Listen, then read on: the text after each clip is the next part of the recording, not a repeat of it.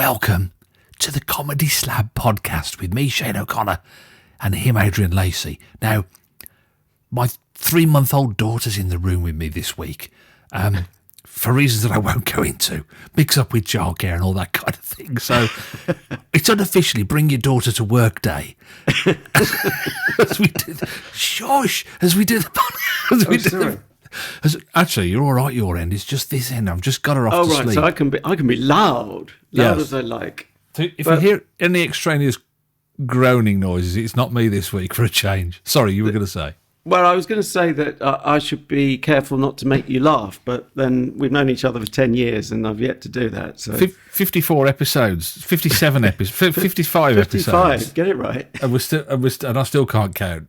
We're silver surfers now, or whatever the term is at 55. I wish you could see her because she looks. I know you're always biased when people do that, don't they? When they're a parent, they go, "Oh, isn't my child beautiful?" And you can't go, "Actually, it looks like Elmer Fudd to me." I'm glad you know what goes through my mind when I look at other people's kids. I'm hunting wabbit. But you do. I always want to say, is that your baby or is that a still from E.T.? Because there's no difference, is there? Let's face it. Is that your baby or has your grapefruit gone off?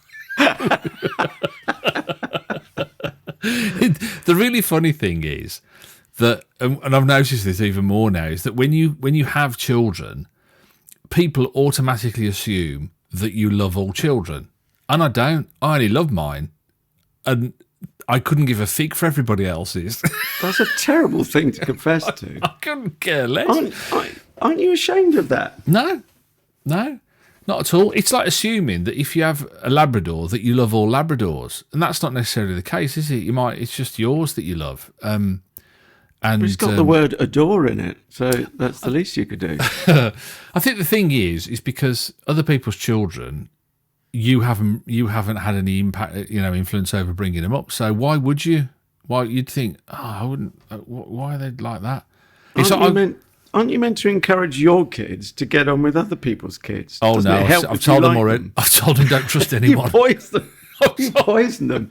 Well, they should know not to trust that statement. They shouldn't trust you. I've said don't trust it, particularly bald men in Kent. I said are a nightmare. I was going to say Southerners. I'm sure we're high on the hit list. Actually, yeah. I don't know why I'm being so specific.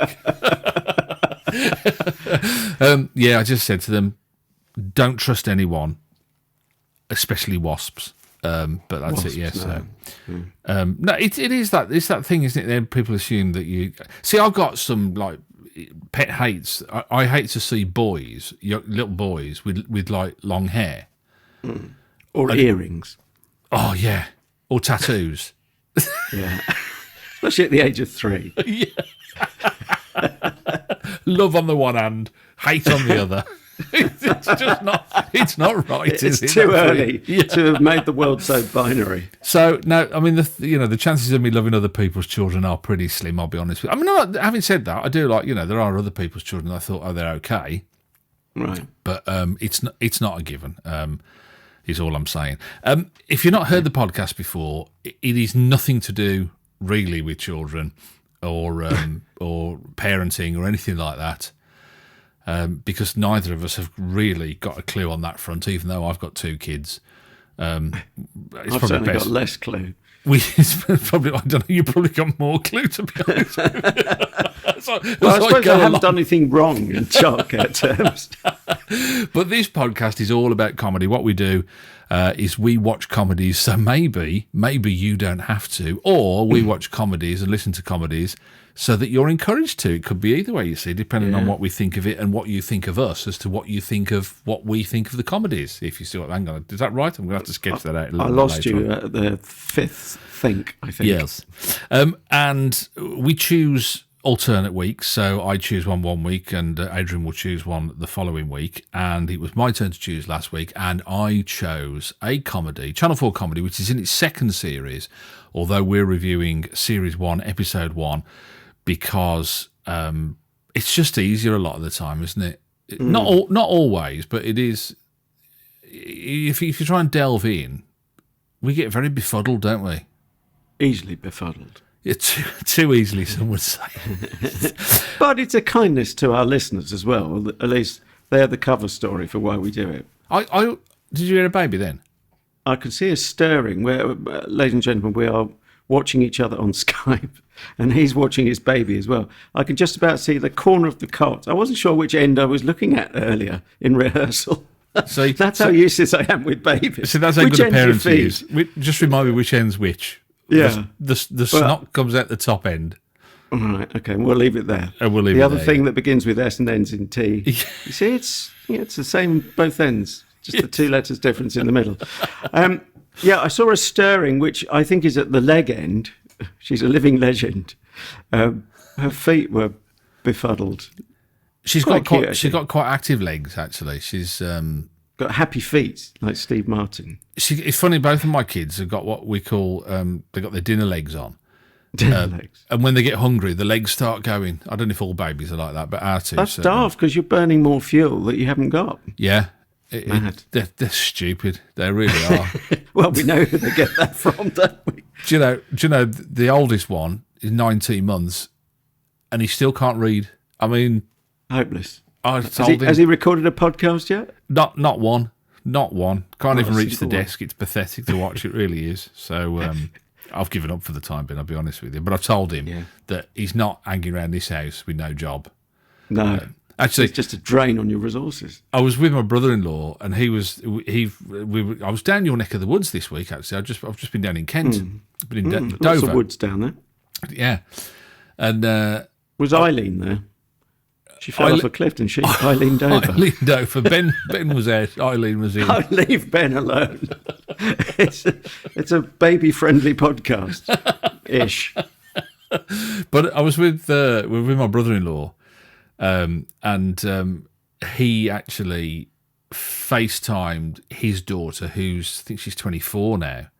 And he was like, just kind of winding her up, really. And I thought, I've got all this to look forward to, actually. When they get older, you can really play with their brains.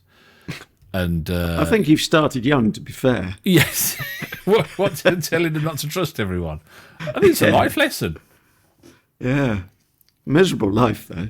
I wish somebody had told me that, and perhaps we wouldn't be sitting here talking.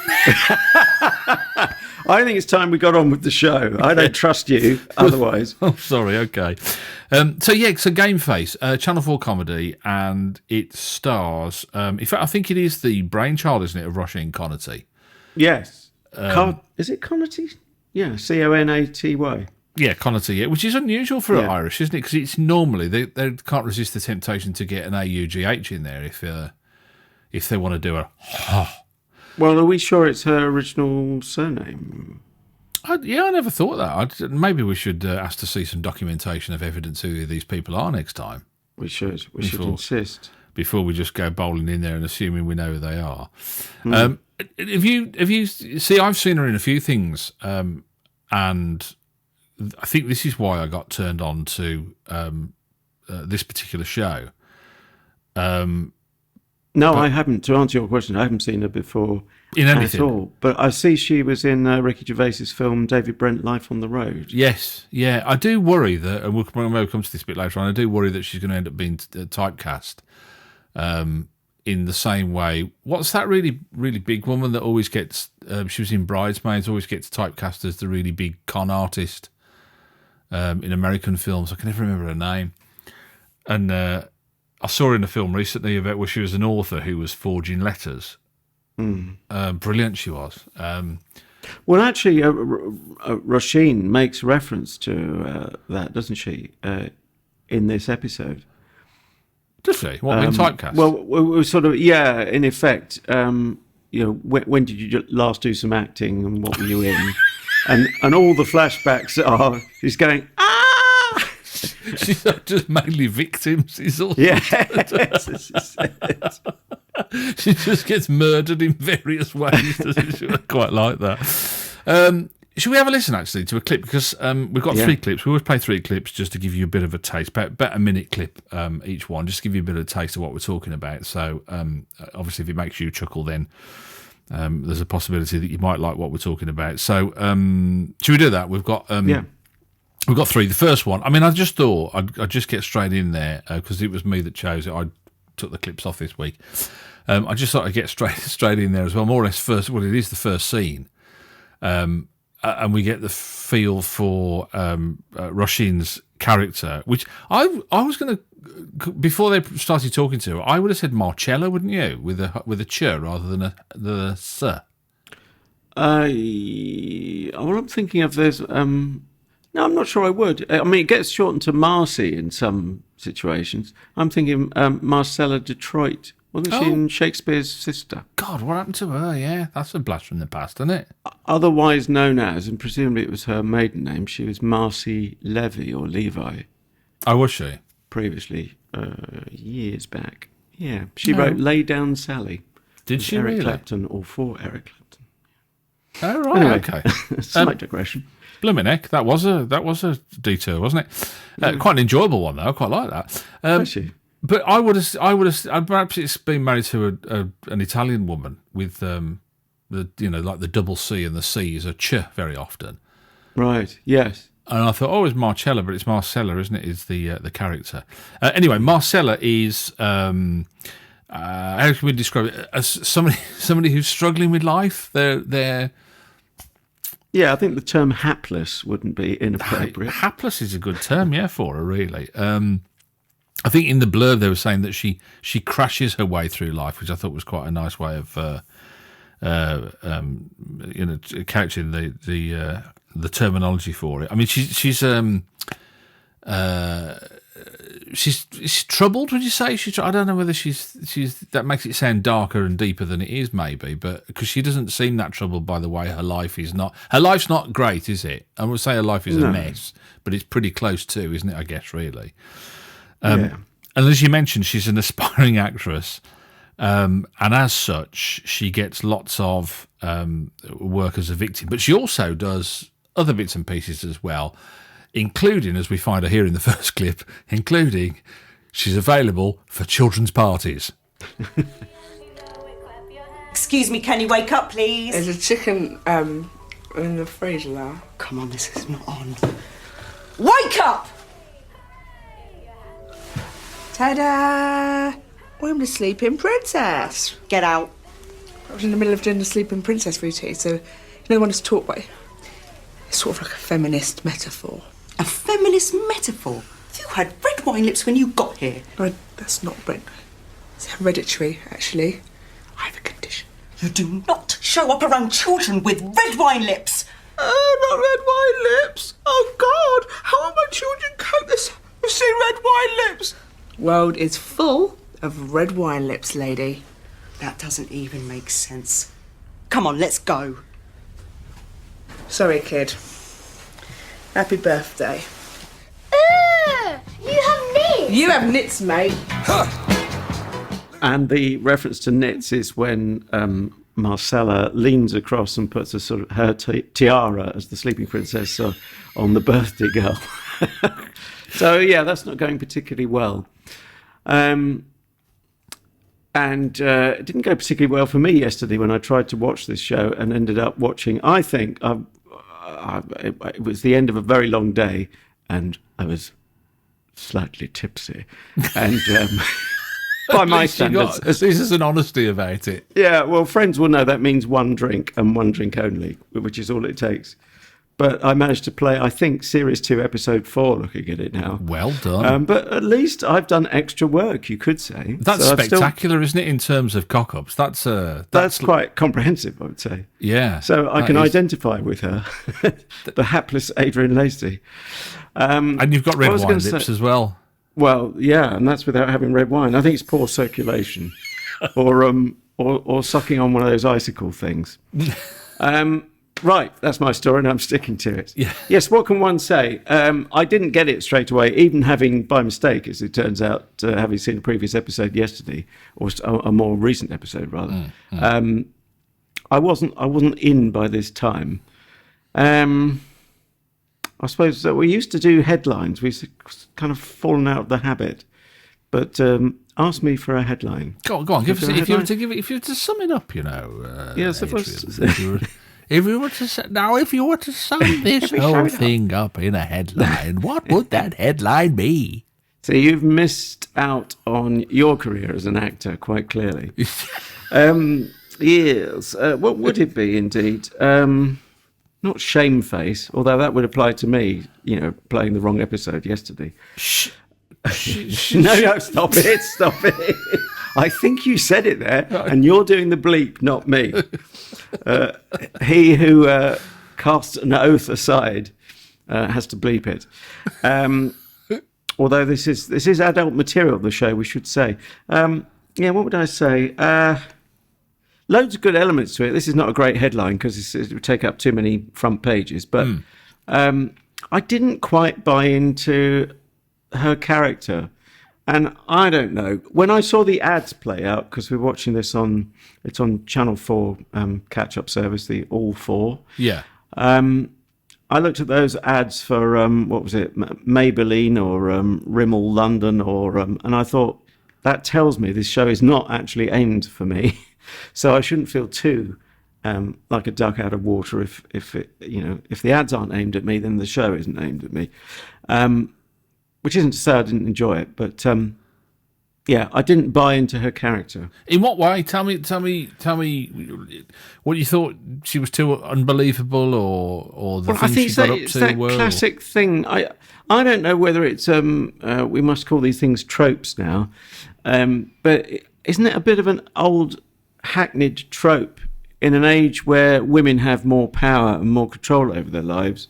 I mean, it looks to me like it's aimed at women, but women who are meant to somehow identify with being failures. And I'm not sure whether that is a bit backward looking.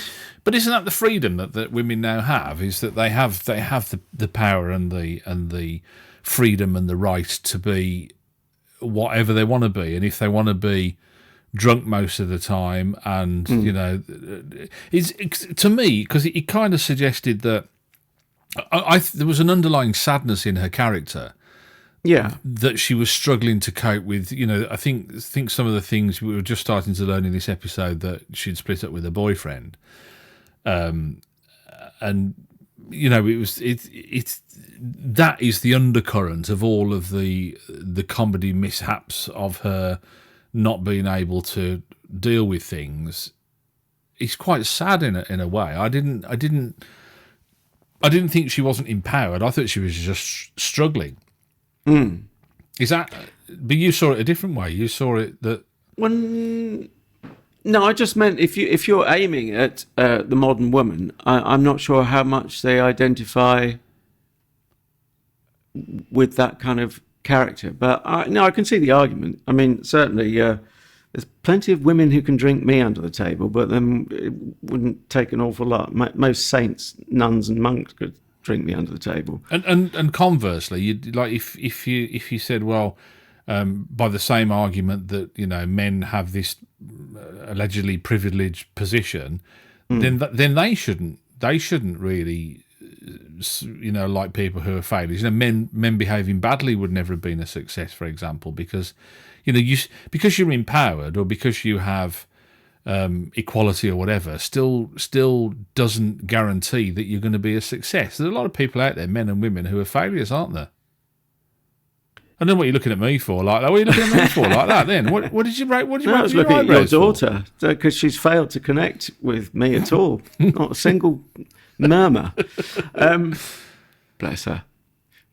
Yeah, it's a complicated one, isn't it? Yeah, it's interesting because it's the psychology of, and what you've touched on is the psychology of whether we want to see people who are failures, and it's a difficult thing to watch, isn't it? It's a painful watch. Yeah. Also, I mean, when an actor is playing the part of an actor, you can either see that as not very imaginative, or you can see it as that's quite a strong hint, particularly as she created the series and wrote most of it. There's one credit which I don't quite understand for one other writer, but I'm not sure if that's just for one episode or he's actually one of the actors in this as well, isn't he? But essentially, it's her baby. Now, of course, she could be taking on a completely fictional character, but there's always the suspicion when someone's doing the writing, creating it, and it's an actor playing an actor, there might be a little bit of autobiography in there. I don't know, what did you ask? See, I'm such a failure. I can't remember the question. No, I'm just saying how difficult it is as a, it's the psychology of watching. It's the pain of it, watching someone else's pain. Yeah. It's whether you like painful comedy, isn't it? Really, and whether you can now. My personal theory is that I think that what's actually happened, if you really can't bear to watch her go through that, is that in a way you've identified with her, because if you hadn't identified with her, you wouldn't care less whether she was going through a painful time or not. You wouldn't have the empathy or the recognition. Yeah.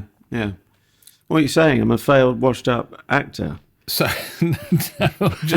I just think she's, despite it all, she is quite a likable character, isn't she? Her character is still, even though she ruined kids' birthdays and she drinks too much and don't hold down a proper job and all that kind of stuff. She is.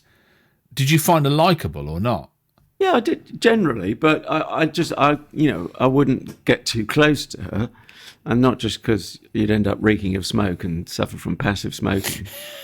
But I mean, I certainly,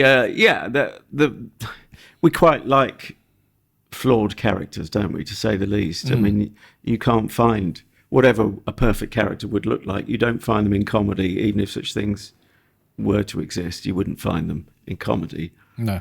None need apply if they're perfect. You go off and do some glossy Hollywood rom-com or something. I don't know. You see, that's what I like about her, is she's not afraid to look messed up, and there must be a reluctance if you get a big break on TV. If you're a comedian and you get a big break on TV, and you use that opportunity to make yourself as the vehicle for the character look a mess. I think it's quite a brave thing to do, really. Yeah, I mean, it's been said of Dawn French and Jennifer Saunders, obviously quite relatively early, strong female, successful comedians. Good example, yeah. Yeah. I think it was a fellow comedian on one of those shows, which I quite enjoy in spite of myself, the so-called clip shows where you see little clips of comedies, different comedies, 100 best, whatever it is, maybe female comedians or comedians. But another comedian noted, they're quite prepared to make themselves look ugly and rough and in the pursuit of in the pursuit of laughter. You could say that is the job description. Having said that, interestingly, I'm staring at a still of Roisin as Marcella, and I could tell it's been photoshopped. Yeah, but that's not her fault. That's Channel 4 or the production company airbrushing the photo that accompanies, the kind of thumbnail that accompanies the show. They couldn't leave it alone, could they? They just couldn't leave it alone. Let's have another clip, and it touches on something that you've just mentioned there. You said if you wouldn't want to be a friend of hers, and one of the things the show does is shows the impact of her behaviour on her friends. Now, this scene has got Caroline in it. I think Caroline is just a flatmate, it's just a friend, isn't it? I think he's a friend of hers. I don't think there's any. She's not a relative or anything, is she? I don't think. No, I think flatmates. Yeah, she's just a friend. And I got to mention as well, I got a shout out for I don't know if you know the guy at all, but again, he's somebody that I'd come across before, Dustin Demery Burns, who did 2 series of a great sketch show called Cardinal Burns with a guy called Seb Cardinal. And he also starred in a thing called Asylum with Ben Miller as well, which is a 3-parter, I think. So again, I'd come across him, the boyfriend. I'd a great comedy actor, and I think we've got more great things to come from him. Definitely, I think he's been in an episode of Stath as well, Stath Lets Flats. Right. But he's the ex-boyfriend, and he is trying to get hold of Marcella. He needs to talk to her, and he goes into her friend's place of work to see if he can catch up with her. And Well, to say that Catherine, her friend, he's been a little bit cagey is probably a little bit of an understatement. Simon, hello. I thought you were still in the States. Yeah, I am. I've had to come back for a bit. Oh, okay. Is everything okay? Or... Well, I've been trying to get hold of Marcella a bunch of times the last few days. Like, is she changing her number? No, she's still on the same number. I think she's probably just you know. Yeah. Well, I really need to talk to her, Cal. Okay. Yeah, it's important. Yeah, I'll let her know. If it was me who wrote those comments on your Instagram photos, so if that's the problem, Marcella left herself logged on. I thought it was funny. Yeah, it did seem a bit odd, actually. Yeah. Yeah, stuff about Henry, bit below the belt. Oh, yeah. So, what did I say about Henry again? Henry is a fat.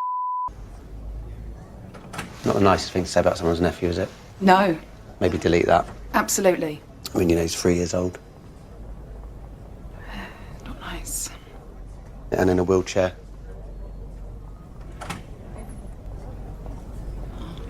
Yeah, good to see you still covering for Marcella. Yeah. All right, well, just tell her I need to talk to her, please. Yes. Try and get out of here. Of course.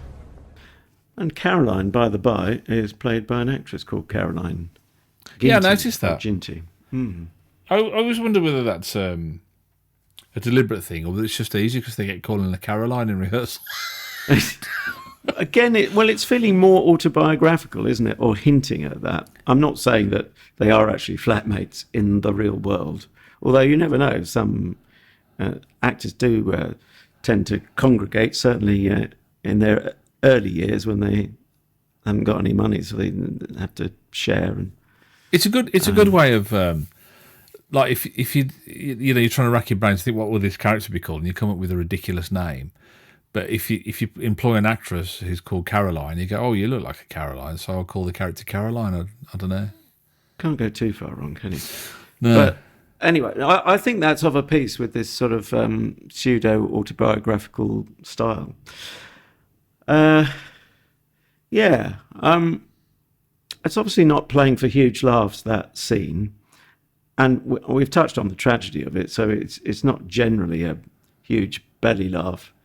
I actually think, for me, the funniest character is not her ex, who we've just heard, but Marcella's squeeze of the last 24 hours. Or she brought him back. She's careful to point out, she brought a man back. It turns out she leaves him at home while she goes to work, thinking he'll leave, mid-morning, I suppose. And Caroline gets saddled with him. It turns out he's never seen Friends. Yeah. But what made me laugh out loud was him laughing out loud and finding it so funny, and the innocence of that. It's just brilliant. I mean, him sitting there at the point of the telly and going, "The cat's smelly." The cat's smelly. Yeah.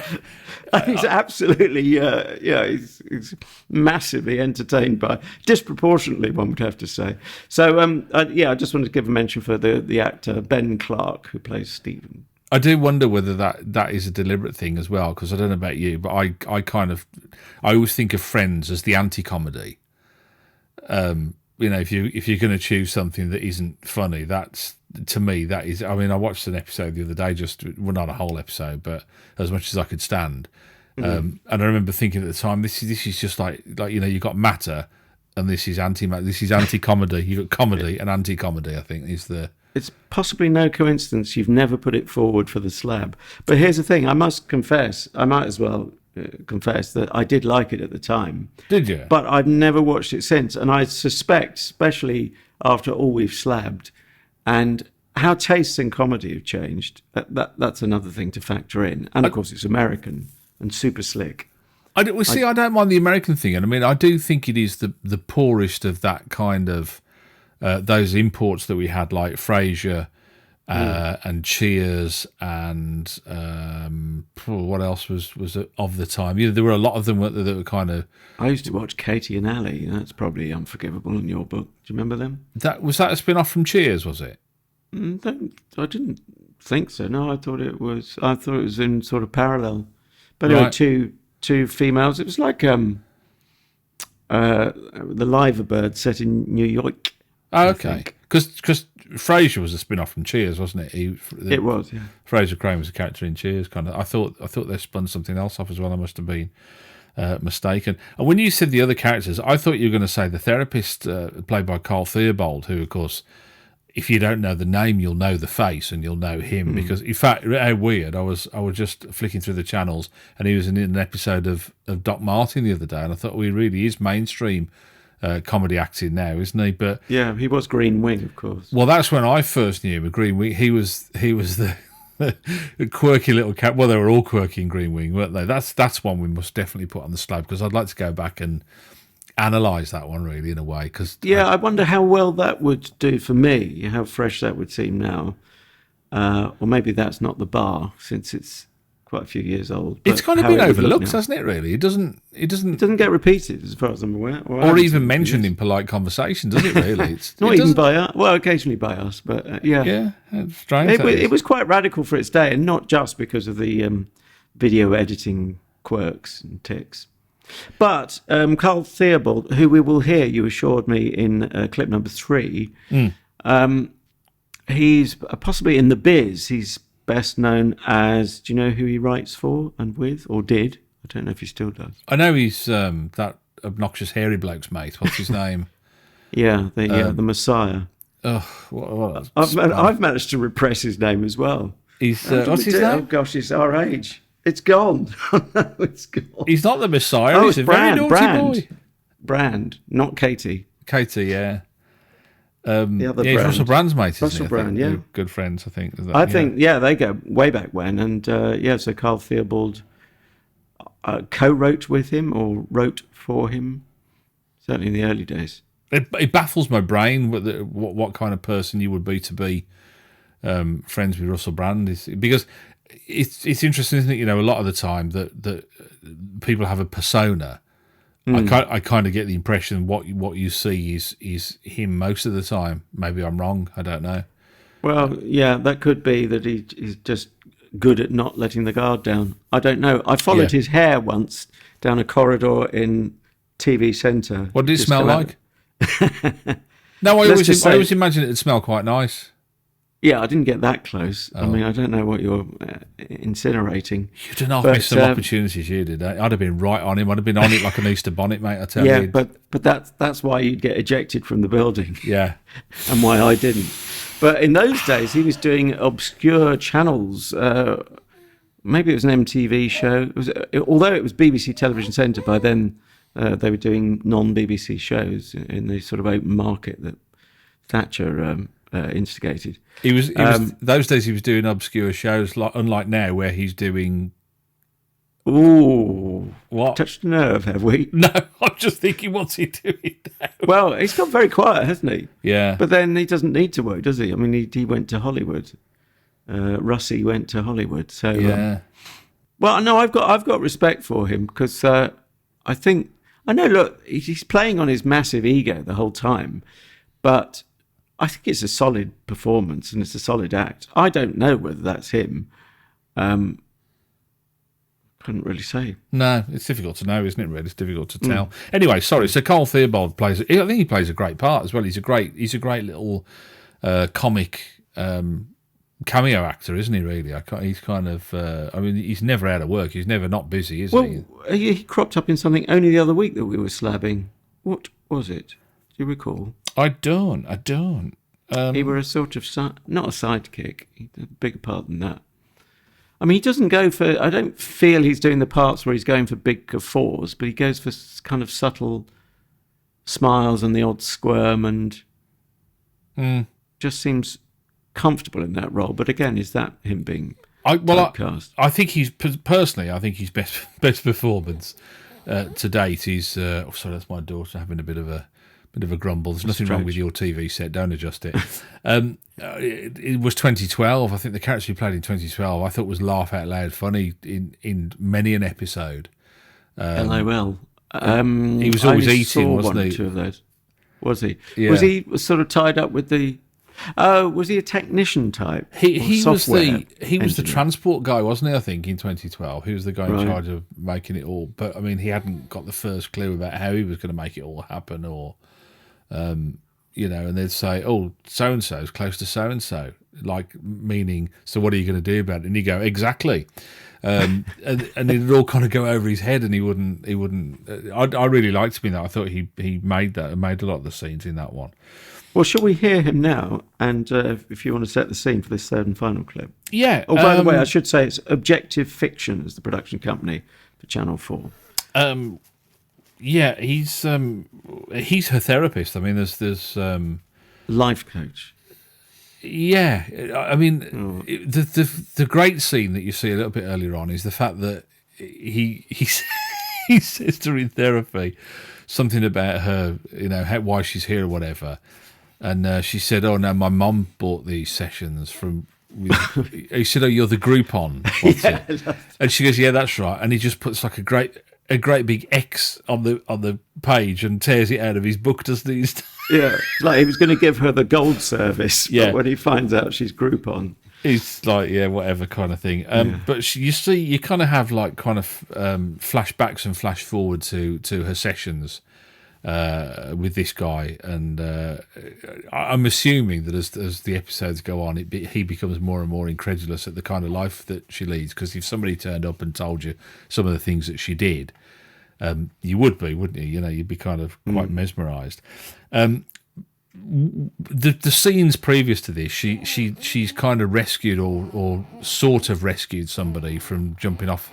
Sorry, that's my daughter there. I thought it was your stomach. Mind you, I've just seen her dinner legs. Is she hungry? Because you might be a bit sunk there. No, I've only just fed her. I'm trying to get her into RADA. She does creaky door at the moment. That's the only thing she can do. But we'll get her through, I'm sure. Marcella goes up onto the roof of a company that she's temping for and has a fag and finds this woman up there who's contemplating suicide. And it doesn't happen, and not because of Marcella, but she kind of sort of claims the credit by proxy because everybody assumes that she saved this woman's life, but she didn't, and so everyone's being nice to her. And so she's recounting this whole story to Carl Theobald, who plays her therapist. So everyone thinks it was you that tried to commit suicide. Okay, well that is pretty stressful. Yeah. And what'd you do when you came? I mean, obviously you told them straight away. Yeah. Give or take.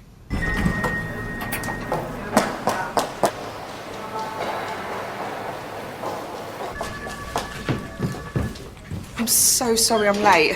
You have nothing to be sorry for, Marcella. Okay, I'm really sorry. No, nothing at all to worry about. No stress at all. Okay. It's a lovely day. Come on. Hi, Marcella. Marcella, would you like to go to lunch? You look gorgeous, Marcella. Tea, Marcella. Hi, Marcella. Here, have these. Thank you. Billy Elliot tickets. Enjoy. Thank you. Now, I could say, if you gave me Billy Elliot tickets, I might throw myself off the building anyway, but that would be cruel and unusual. And also, I had a mate who was in Billy Elliot. Yeah, I mean, I think that captures very well the sort of gliding on air feeling that she's got, albeit on false premises, because they think she was going to throw herself off the building. And but then she has, in effect, saved someone's life. That's the reference to hero in the title of this particular episode. So it gets quite dark, obviously with someone about to throw themselves off the building. But even in the darkness, that's the essence of the humour here. At one point, she says something nice. Marcella says something nice about the woman who's perched on the ledge. Says something nice about her shoes, and then the woman throws her shoes at her. Yes, so you can have them. You have them, kind of thing. I'll die barefoot, she says. Yeah. So it's dark, but there's lightness within the dark, and it would be a very strange sitcom where the person actually did throw themselves off, but that it's not. It doesn't quite go there, so it's not that unremittingly bleak. I love the what bit did you make of that? she was talking to the woman who's going to commit suicide and saying, you know, it ruined my day if you commit suicide. It'd be awful. I won't be able to get out of my mind. She said, I saw my dog being run over when I was a kid, and this starts going, and every time she mentions it, she has this dry heaving thing going on. Did you? I mean, I don't get the impression, I don't get the feeling, as I did, that you kind of had a laugh at this. That you. The only bit I laughed out loud was, as I said, the guy watching Friends. That was hilarious. Right. The fact he overcompensated, or as in character, it's not a compensation, but. And that could be her attack, couldn't it? I mean, extending your thoughts about Friends, it could be Rasheen's, thinking, well, this is my platform to attack Friends. Yeah. Which you wouldn't do if you didn't have a degree of confidence in your script. Interesting behind the camera, I just looked at a couple of the people. The producer, Izzy Mant, has worked on a few series of Peep Show. And the other producer, Charlotte Lewis, had worked on a comedy that I quite like, Witless, which is about two girls that witness a murder and go into the witness protection program. All right, which was quite a good comedy. So again, it comes from a good pedigree, a good place. The people that she's got around are working with, a great supporting cast, great people behind the camera as well. I get the impression it didn't really work for you. They didn't really hit the spot. As I say, I mean, I suppose it's never going to work if you don't connect with the central character. But that's not to say there weren't lots of compensating things, and you know, some good lines in there. There's a very fleeting flashback earlier on where she calls one of the kids because she seems to have cornered the market in children's parties, which, by the by, the therapist, they do actually call him a therapist there, confusingly, because she refers to him as a life coach. I think that's because she doesn't want to admit he's a therapist, isn't it? I think more than anything is that she doesn't want to admit that she's in therapy. Right, okay, well, I'm being dumb then. That's what I thought. Although I wouldn't have thought therapists generally go in for Groupon thing, but yeah, you've got to suspend disbelief somewhere, haven't you? But she calls one of the kids, a misbehaving kid, calls him a little Tory. Yeah. It depends on your political point of view, of course, whether that can be an insult or a huge compliment. No, I mean, I didn't feel cheated. I didn't resent the time spent watching it, but as I said earlier on, I don't feel it was really angled at me. And I am finding it a bit fatiguing all these years on. I mean, I remember, correct me if I'm wrong, but Helen Lederer, to me, going back 30-odd years, and she's still going, she's writing more these days rather than being a comedian. But I hope she gets up on stage every now and again. I suspect she does. But for me, she was quite a trailblazer back in the 80s, a woman being upfront about being insecure and, you know, not getting the boyfriend she wanted and all of that. That was a new thing, I thought. We didn't even use the word trope back in those days. Now it's looking a bit weary to me, as I say, but I'm going around a bit in circles. Right.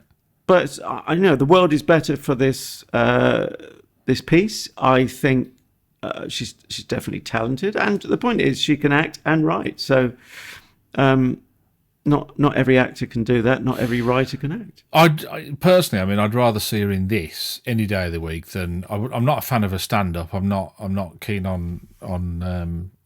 I've seen, you know, a few bits and pieces from stand-up she's done on TV. I don't know whether she does, you know, she seriously pursues stand-up in as much as she goes on comedy tours and that kind of thing. But I'm not. Sorry, just to break in there, is she doing something along the lines of this character on stage? No, not at all. Not at all. Right. What style is it then, would you say? Oh, well, I say not at all. Probably ladette comedy, would you know, kind of thing. Yeah. I think probably kind of brash and, yeah, you know, and I suspect not too different from her as a person. Maybe, you know, I don't think it's a huge act in that sense. I just wasn't a fan. And that doesn't say I'm not going to be a fan forever. It's interesting. I'm now more turned on to Jimmy Carr than I've ever been. I never used to really like his stand-up and think he was very funny at all. And then I've kind of tried a few bits and pieces and kind of quite enjoyed it. So it doesn't always mean that you're never going to be a fan. But I'm not. And she does a lot of these panel shows, and I just have got no time for these panel shows at all. I downloaded the app for UK TV yesterday.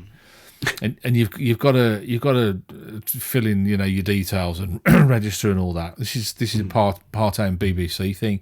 Yeah. And in comedy, every single one was, have I got news for you? Would I lie to you? How dare I lie to you about the news? Have I got new lies about your news? Didn't IQ used to be on every night of the week? IQs and QI, whatever. Sorry, it is. QI. QI, yes. yeah. My IQ every is single not one. There wasn't. I think there was one original or one scripted comedy, and I just thought, what a sad state of affairs we're in. So I'd rather see her doing this any day of the week. Anyway, it's that time to get the numbers out, isn't it?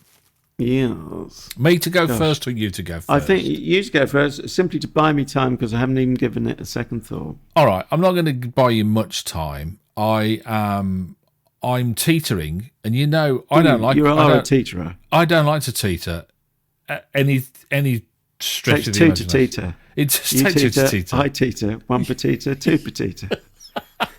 Carry on. You're teetering. I am teetering between a 3.5 and a 4. Really? For this, and I think just based on this episode, and I have not watched any of the other series, but I will be going to watch the other series. Well, hopefully it's a long queue. If you've got time, yeah. But I would be very tempted, sorely tempted to go and watch other episodes. But I give it a 3.5. I wouldn't give it a 4, just because I've only seen that episode, and I'm not really quite sure how sustainable some of this is. In the so I kind of tend to sort of on the it would be a 3.75 in your parlance, but I'll give it a 3.5. I think 3.5. I'm not letting you into my parlance. Parlance. Right. I think if I asked you what score you thought I was going to give it on the basis of 2. the way I've been talking, you see, I've wrong-footed you because I'm going to give it 3. Okay. I'm not even going to just give it 2.5, which I thought you might say. Right. Because I think good production values. Loved the guy. I keep going on about him, but it was LOL. Watching a guy laugh so uproariously about a smelly cat. It's funny. It has to be said, much funnier than Friends itself. Someone who finds Friends funny is funny. So I should be looking out for him in future weeks in other shows. So what did you say? Sorry, a 3. You give it a 3. A 3, yeah. Okay. And respect for her for creating a comedy from scratch. And it was a convincing plot line as well, within the expectations of comedy and what you can get away with, and what you want to put your feet up with a can of whatever and watch. So it was watchable. I was glad you'd set it. I wouldn't have sought it out. I don't think I'd have found it even by mistake, certainly not easily. So no, my life is enriched. So it would be a bit churlish to give her 2 or 2.5. Okay, 6.5 for Gameface. Then you can catch it, as Adrian said, on All 4, or Awful, as we like to call it. Not because it is, but just because it sounds like that's what we're saying. See, even your daughter Annie didn't find that joke very good. She groaned. She was laughing, actually. No, that was a groan. That was a laugh. I know the difference. Trust me. I'm not a parent. Don't try and smother her. I can see you put your hand over her. You're talking out your ass. I'm just trying to stop her legs from flailing all about the place. But to be honest with you, her mother's the same. It's on All 4. You can catch up with all of the episodes of all the. So you can go right back to episode 1, series 1, and go right through to, I think episode 6, series 2 is the latest, isn't it? I think you'll be able to catch up with. That's it for us then for another episode of the Comedy Slab podcast. Hope you've enjoyed, all 3 of us bringing you our take, 2.5 of us bringing our take on Gameface by Roisin Conaty. You have got to, before we go though, choose what we do for next week. This is what you do. That was a bit Paul Daniels, wasn't it, that one? Sorry. I was thinking Jimmy Young and what's the recipe today, Jim? Yes, it's what you do. People of a certain age, which is most of people under a certain age, will that's another lost reference. I am going back to, or ask your history teacher or your grandparents. You know the rules here. I'm going back to the wireless waves because I'm a bit of an audio freak, and since you and I met in radio, we know it's a safe place to land. Whether you'll like this show, we'll see. But what I like about this show is it has a little tweak. I'm not sure how much is written right up to the wire, but it does have a topical edge to it because it is political and with it a bit topical. It is called, don't know if you want to guess, but it's a Lobbyland. Drop the dead donkey. Oh, no, sorry. Yeah, exactly. It could have been. In another life, it might have been. Apart from the fact that was TV. But, was that written up to the wire? There was a bit of topical element. Yeah. Very topical, that was. Going with. Yeah. That's what it became known for, wasn't it? That was. Respect is due when you take those kind of risks going up to the wire. So it's Radio 4.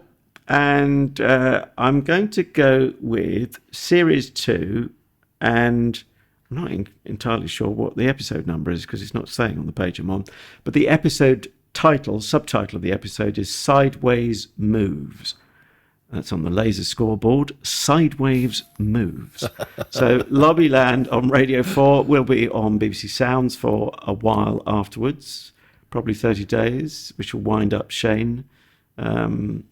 But yeah, that's 30 days minus however long it takes us to get the show on air and all of that. So, okay, Lobbyland for next week then. If you've enjoyed the podcast, don't forget you can catch us at all the usual places that you find your podcasts, like Spotify and Apple Podcasts, and Spreaker actually is where we originate from. So you can go on there and you can make sure you get notifications for new episodes as well. But every new episode comes out on a Monday afternoon to evening. You can catch up with those. And we are on the social medias, of course. We are at Comedy Slab on Twitter. Do please follow us there. And although, actually, it's probably a selling point that we don't go mad on over-tweeting because that can be too much to consume. We probably go slightly under-tweet. But when we do tweet, the advantage is it's because we mean it and we think it will be of interest to you, and it kind of relates to the things we've been slabbing and so on and so forth. It's about quality, isn't it, not quantity? And absolutely. And we undertweet because I tweeted my underpants. That's the main thing as well. So. And I overtweet because I wear my underpants over my trousers. He tweeted his overalls.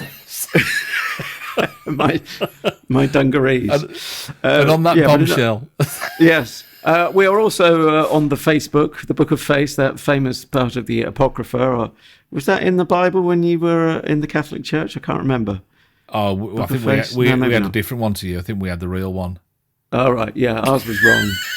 No wonder we're called Protestants or Protestants because we're always protesting. I protest that we were right and you were wrong. Yeah. Yeah. So outside, come on, let's take it outside, lads. But anyway, we're both atheists now, or atheists, thank God, as Dave Allen would say. But anyway, yeah. So Facebook is at Comedy Slab. Gosh, that took too long. Right. That's just about it, isn't it, really? I'm going to put on my shame face again because I've watched the wrong episode. And you? I'm going to put on my lame face because that's the only one that I've got. Oh, but at least your daughter seems to be smiling and wriggling. I was going to say goodbye, Annie, but she's fallen asleep. Yeah, not the only one listening to this show.